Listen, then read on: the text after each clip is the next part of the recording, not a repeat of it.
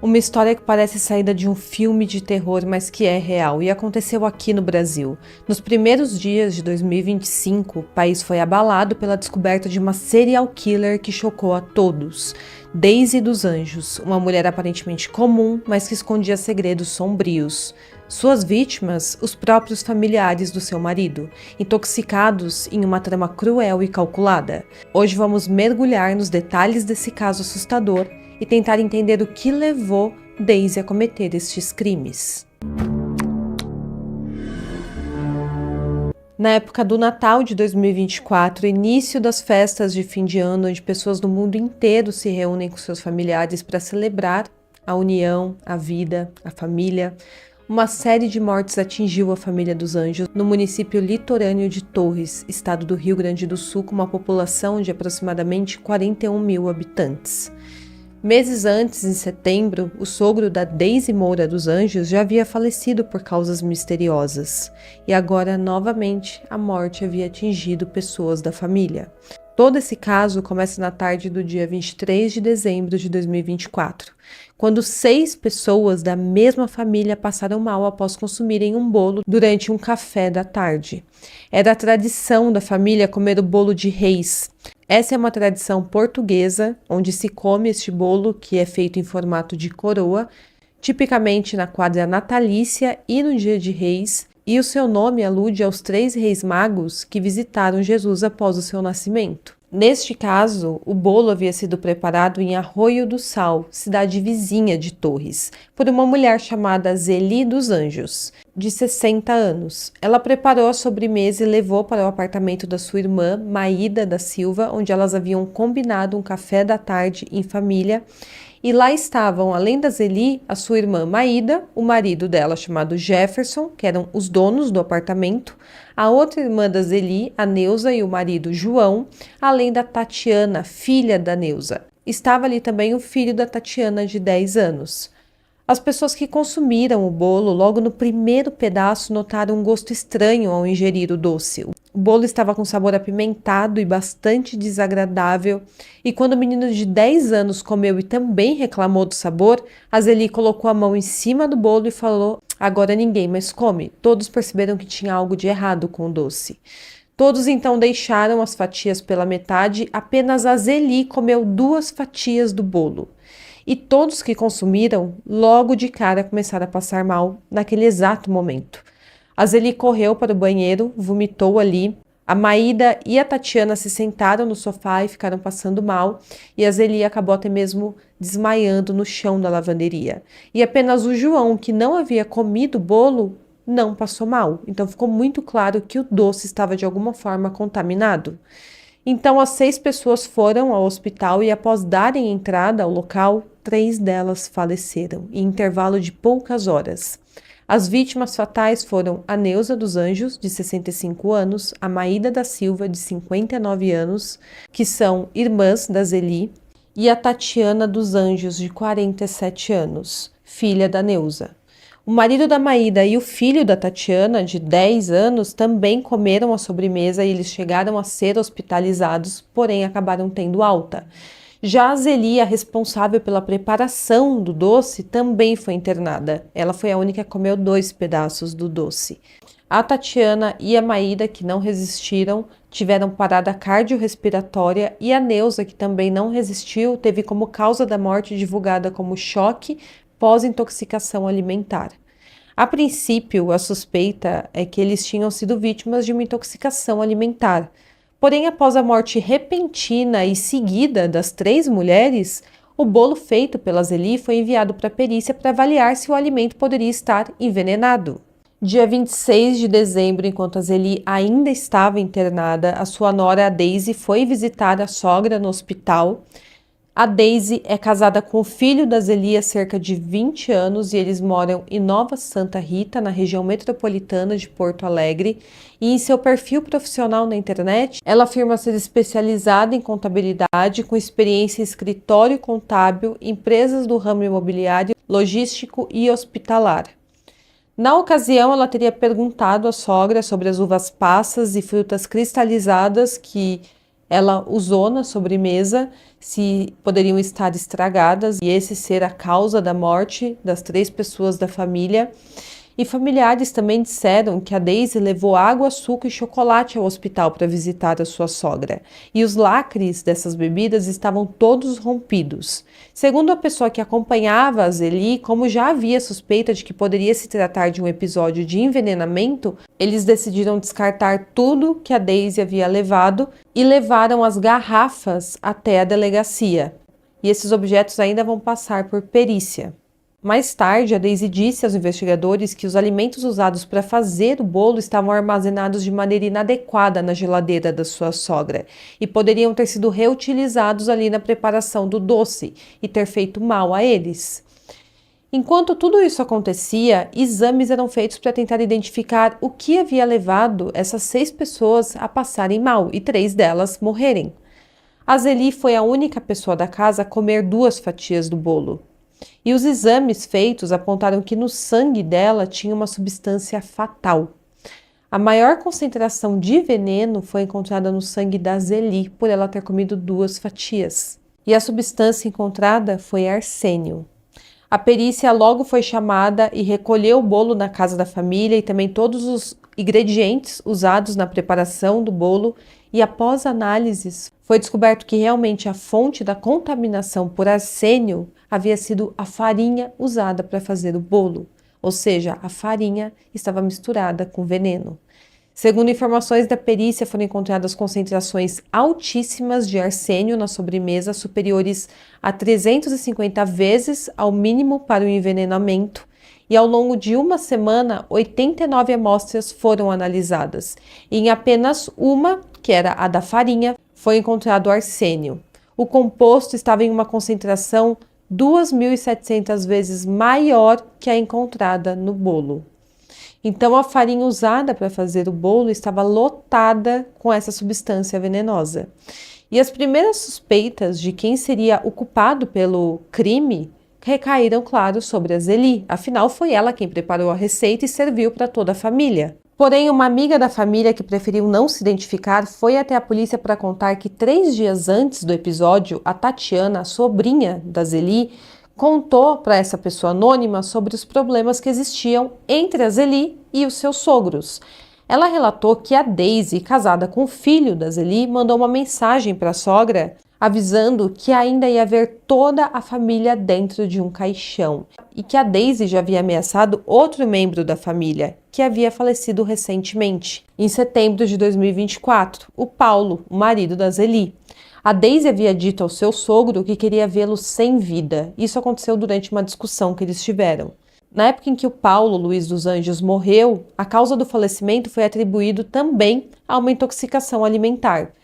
Dias antes disso acontecer, de ele falecer, a Daisy, junto com o marido e com o filho, foram visitar os sogros e eles levaram produtos de limpeza, flores, leite em pó, farinha e bananas para os sogros. Alguns dias depois, a Zélie e o Paulo usaram os alimentos levados pelo filho e pela nora para fazer um café da tarde e logo em seguida ambos passaram mal e apenas o Paulo não resistiu.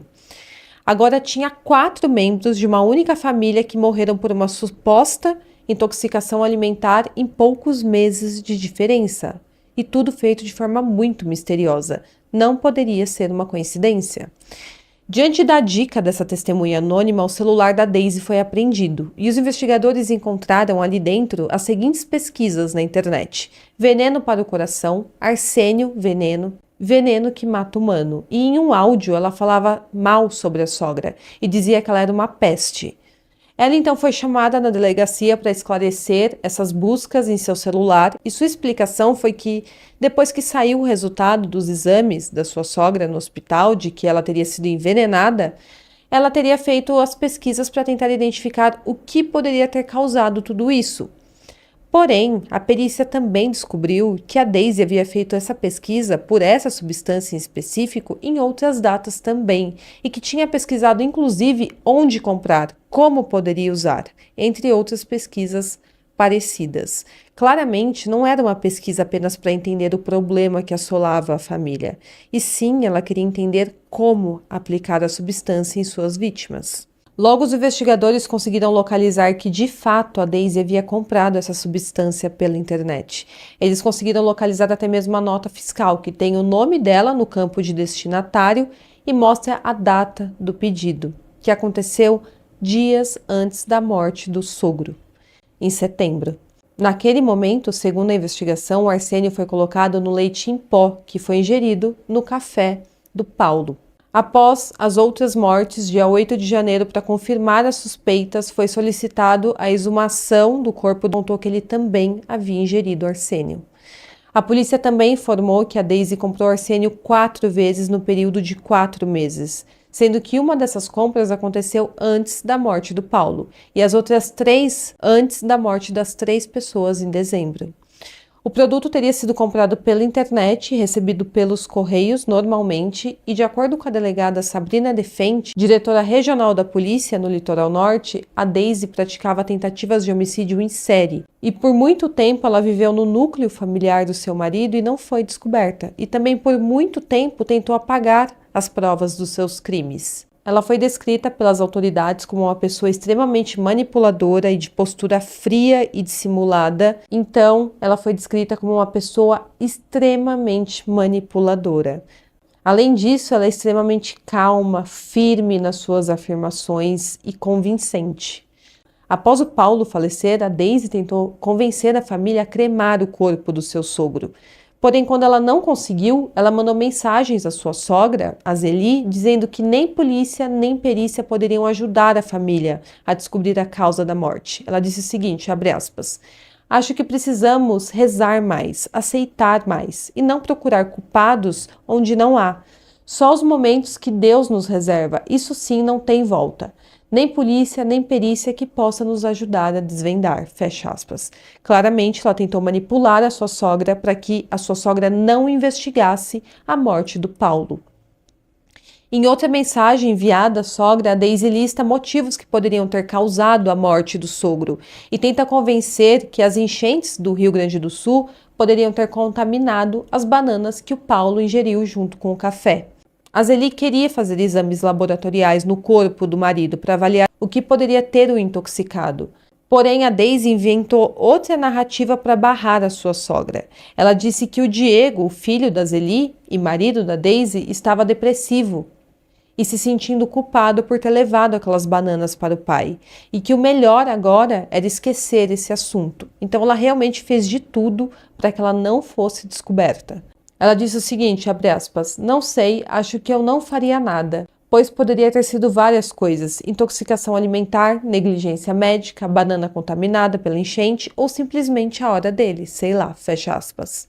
Em outra mensagem que ela enviou para uma pessoa que ela tinha uma amizade, a Daisy disse o seguinte, abre aspas, se eu morrer, cuide do meu filho e reze bastante por mim, pois é bem provável que eu não vá para o paraíso, fecha aspas. Então ela sabia muito bem os crimes que ela estava cometendo e as maldades que ela estava fazendo.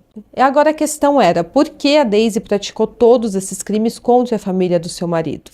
Acontece que a relação entre eles já não era boa tinha um tempo, porém ela é tão dissimulada que mesmo não tendo durante muito tempo uma boa relação com a família do seu marido, logo após adquirir o arsênio, ela passou a ter conversas com a sua sogra, dizendo que estava com saudade, que queria vê-la, que precisava vê-la. A Daisy hoje fala que é inocente, porém ela relatou para a polícia que realmente teve uma série de desavenças com a sua sogra por questões financeiras e também outros episódios ocorridos entre elas. Porém, a primeira briga que elas tiveram foi em 2004. Já faz 21 anos. E tudo isso começou quando a Zeli sacou R$600 de uma conta conjunta da Daisy e do Diego, do filho da Zeli, sem a autorização da Daisy. Hoje em dia, esse valor corresponde a aproximadamente R$2.400. A versão, segundo a Daisy, é que a Zeli pegou o cartão bancário do filho sem pedir e fez esse saque.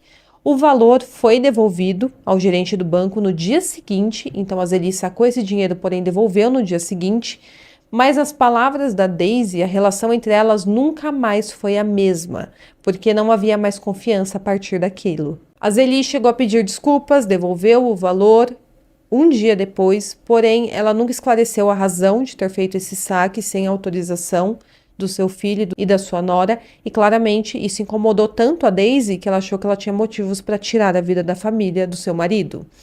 A Daisy disse em depoimento que a partir de então passou a chamar a sua sogra de Naja. Já sobre o Paulo, o sogro da Daisy, ela afirmou que sempre teve um bom relacionamento. A Daisy e o marido são pais de um menino de 11 anos, porém o relacionamento deles é permeado por várias brigas, turbulências. Eles chegaram a ficar separados por alguns meses, período em que a Daisy ficou morando com a irmã dela, porém ela acabou se reconciliando com o marido. Mas em 21 de novembro de 2024, a Daisy chegou a fazer uma queixa contra o Diego. Ela mencionou nessa queixa a rivalidade com a sogra. Ela abriu ali o boletim de ocorrência e mencionou tudo isso. E toda essa descrição deixa subentendido que a Daisy culpava a Zeli pelos problemas que ela tinha no seu casamento. No BO está escrito o seguinte, abre aspas, desde o dia em que a mãe dele invadiu nossa privacidade e nos roubou, nossa vida foi um inferno. Mesmo assim, sempre o apoiei, ajudei, fui mãe praticamente sozinha. Nossa família nunca se deu bem. Ficamos muitos anos longe da família dele por N motivos. Fecha aspas. Ela falou também aos policiais que teve uma tentativa de reconciliação entre a família que ocorreu em 31 de agosto do ano passado. E nessa ocasião, ela e o marido, que mora em Nova Santa Rita, foram visitar a Zeli em Arroio do Sal, onde ela morava desde que a casa foi atingida pelas enchentes em Canoas. E foi nessa ocasião que eles levaram banana, leite em pó e outras coisas para sua sogra e para o seu sogro. No dia seguinte, a Zeli e o marido passaram mal após ingerir os alimentos e foram hospitalizados. Conforme eu falei, o Paulo faleceu, isso aconteceu no dia 2 de setembro, e ele teve vômitos e diarreia antes de falecer, os mesmos sintomas observados nas pessoas que ingeriram o bolo no último dia 23 de dezembro, em Torres.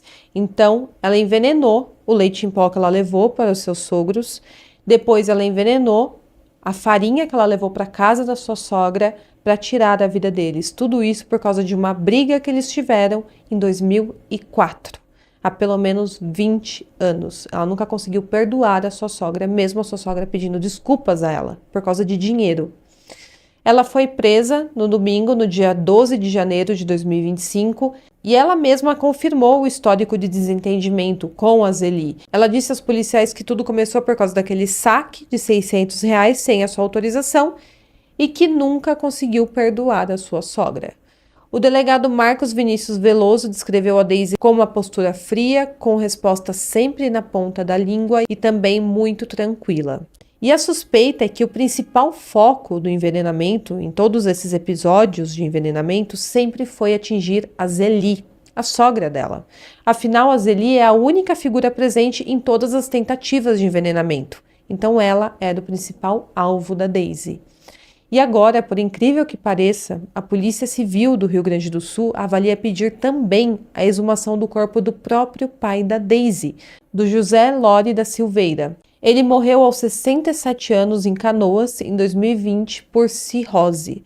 A relação dele com a filha é descrita por uma amiga da família como boa, apesar de bastante distante. Mas como ela tirou a vida de 4 pessoas, supostamente, porque ela ainda não foi condenada, a polícia busca encontrar outros casos de morte que ela possa ter sido responsável. Segundo os investigadores, há provas robustas de que ela tenha feito várias tentativas de homicídio em série. E assim, pessoal, encerramos mais um capítulo sombrio aqui da história criminal brasileira, com um caso bastante perturbador.